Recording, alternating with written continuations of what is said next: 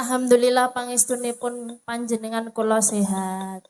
Watara wuse ngancik poso nganti tekane riyaya. Nggih. Bongkur tak sawang awakmu lemu banget saiki kok malih kaya ceking ya. Napa nggih? Iya. Alhamdulillah pengaruh poso ngeten iki mau. Oh ya poso to? Nggih wong lurus kok. Nek wong lurus ki poso, nek ora poso jenenge ora lurus. Nggih, bengkok. Ya poso ki wujude kewajibanmu nggon meluk wujuding agamamu. Nggih. Ki ana tlatah Reja Winangun. Kowe tak sekolah, kowe tak kuliahke dadi bocah pinter. Dadi kudu iso ngonceki apa kuwi jenenge desa, apa kuwi asmane wong. Ha, mestine kowe dina iki wis mampu oncek-oncek babakan kawruh utawa babakan wujuding ngilmu. Reja Winangun ki ra ana 5 suku kata. 5 suku kata. Heeh. Reja Winangun. Re niku rencana pembangunan mengutamakan musyawarah untuk mencapai mufakat. Perangkat desane temen tumemen mentingke kepentingan umum daripada kepentingan pribadi. Bagus. Cari duit daripada kepentingan pribadi. Padha niki sing penak ngono kok. Dadi balenana, re mau apa? Rencana pembangunan mengutamakan musyawarah untuk mencapai mufakat. Perangkat desane temen tumemen apa mau? Temen tumemen. Temen tumemen. Heeh. Mentingke kepentingan umum daripada kepentingan pribadi. Dados mentingke kepentingan orang banyak, Romo. Jenenge pemangku jabatan sing dipentingke ya kuwi kebutuhane warga masyarakat karena pentinge didadekke pejabat ana desa ki dadi payunge warga masyarakat ngono no. Nggih. Ya, kuwi lak re to. Re. Jo niku jodone nganakne pagelaran wayang kulit ingkang isi tontonan sarwa tuntunan dadekke desane ayem tentrem. Karo mlaku ben penak lek ngomong ben ndak kami srontolen. Oh nggih. Nah ya karo mlaku ngono ra penak.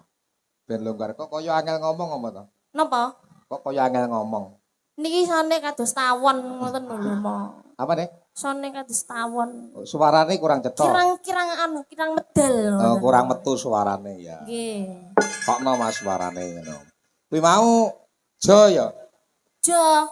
Wi niku wisatane ora kalah endah, mula akeh tangga desa padha teka saben sinaben rumangsa tentrem atine merga masyarakate ramah tamah desane gemah ripah. Loh Jinawi Karto tentrem Turaharjo. Iya. Win. Jenengan kok ngimbu-ngimbui? Nah. Napa? Nah. Nah niku nanjake perilaku kang becik, nyiptake kerukunan, ngraketke sesrawungan, gedhekke rasa gotong royong. Menciptakan kesatuan dan persatuan. Ngun, angel iki. Ngun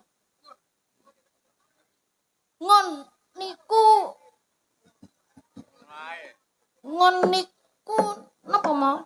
Lho, ya golek ana dhewe wong sing duwe iki kowe kok. Ngun niku ngunduh ya kena. Ngunduh napa mau? Ngunduh waing pakarti. Ngunduh waing pakarti. Waing sinten? Waing pakarti. Ngunduh waing pakarti. Dimen gemah ripah. Enggak niku mawon. Wong kari-kari dhewe kok dadak mblindeti ta kowe iki. Ngunduh waing pekarti merga lelandesan tumindak kang suci linambaran tulusing ati ngono ya kena. Nggih niku. Piye wong iki kleru kok nggih ora ndisen. Lah wong jenengan niku nggih mboten napa mboten. Nggih spontan kula nggih bingung mikire. Ora perlu bingung samu barang iki penting santai. Saiki diaturke ya. Ngaturke wujude senden sendunan kuwi arepe nembang apa? Rembulan kasmaran tembangno. Heeh. Larase pelok patete barang. Kuwi lagune awake dhewe sing anyar lho, Nok. Viral Ya. lho niku teng TikTok Romo. Viral.